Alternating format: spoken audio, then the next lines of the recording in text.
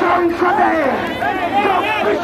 ডাকে চলো আর চলো পালাই পালাই ও বাংলা চলে চলো মাথা মাথায় ভোট কেন্দ্রে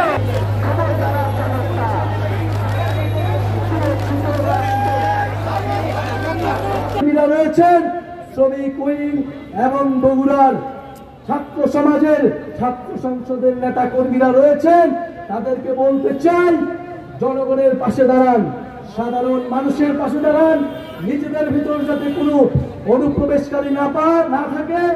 আমাদেরকে অবশ্যই রাজনৈতিক সংস্কৃতি চেঞ্জ করতে হবে।